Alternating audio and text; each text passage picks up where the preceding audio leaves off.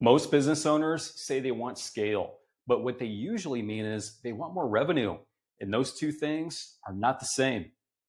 Getting bigger and actually scaling are fundamentally different outcomes. And confusing them is one of the most expensive mistakes that founders make over the life of a business. Revenue growth feels like progress, but scale is about leverage, and leverage is about design. Without design, growth doesn't create freedom, it creates weight. I'm Justin Kaiser, and I've spent the last 24 years building businesses across multiple industries, including building a franchise brand from scratch and scaling it to over 100 franchise territories in just 3 years before an acquisition. And whether I'm talking to local business owners, established franchisors, or investors evaluating platforms, I see the same pattern repeat again and again. Most businesses don't actually scale, they just get bigger. And as they get bigger, they get more complex, more fragile, and more dependent on the founder. At first, growth feels exciting. Revenue increases, the team expands, customers respond. From the outside, everything looks like it's working, but internally, something very different is happening.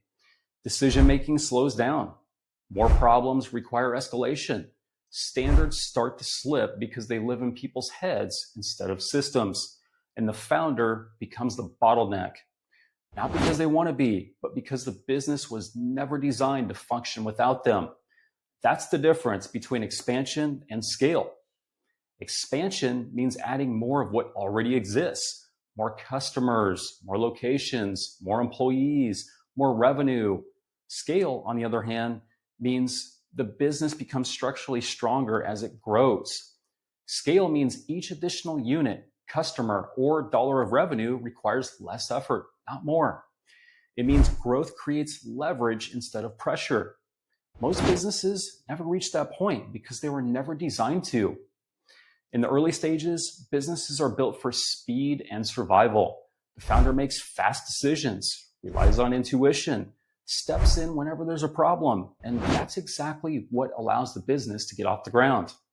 But the operating model that creates a business is not the same model that allows it to scale. And many founders never make it that far. They never make that transition. As demand increases, complexity increases faster. Each new hire adds communication overhead. Each new location adds variability. Each new customer segment adds edge cases. And without systems to absorb that complexity, it all routes back to the founder.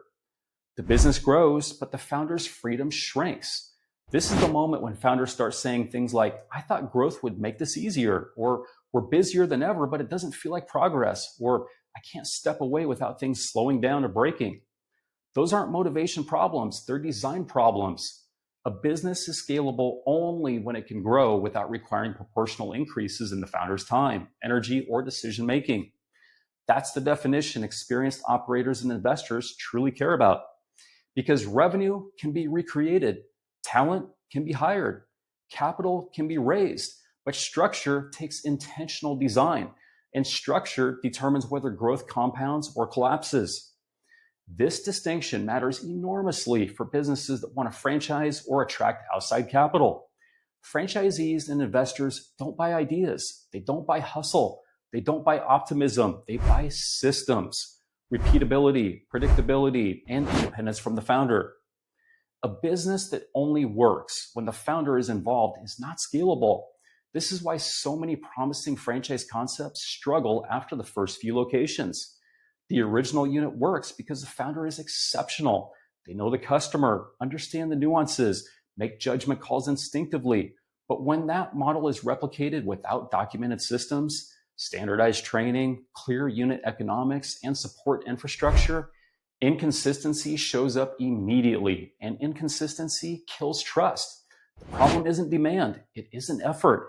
It's that replication magnifies whatever exists underneath. If the foundation isn't solid, scale doesn't fix it. Scale exposes it. Real scale requires intentional architecture. It requires founders to shift from thinking like operators to thinking like architects. Operators focus on execution. Architects focus on design. Operators solve problems. Architects design systems so the same problems don't keep showing up. Operators rely on intuition. Architects rely on structure.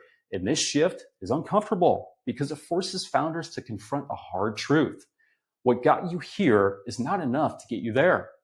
The habits, instincts, and decision-making style that created early success eventually become constraints. And letting go of those constraints feels risky, even when they're holding the business back.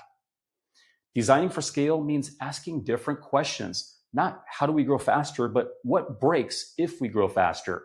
Not who can fix this problem, but why does this problem keep happening? Not how do I stay involved, but how does the business function without me? Those questions lead to systems, not heroics. Documented processes instead of tribal knowledge. Clear unit economics instead of assumptions. Decision frameworks instead of constant escalation. Leadership layers instead of founder dependency. And that's when growth starts to feel different. Instead of chaos, there's clarity. Instead of pressure, there's leverage. Instead of exhaustion, there's momentum. At Empire Franchising, this is the core problem we solve. We don't help businesses grow for the sake of growth. We help them grow correctly. We work with strong local businesses that have proven demand and help them become scalable franchise platforms. And we work with existing franchisors who have grown faster than their systems and need to rebuild the architecture underneath the brand. Because when a business is designed properly, growth stops feeling like something you survive and starts feeling like something you control. Franchising becomes responsible, investment becomes logical, and the business becomes an asset, not just a job that got bigger. If your business is growing but feels heavier instead of freer, that's not a motivation issue, it's not a leadership failure, and it's not a sign that you're doing something wrong. It's a sign the business has outgrown its original design. And once you understand that, you can finally focus on fixing the right thing.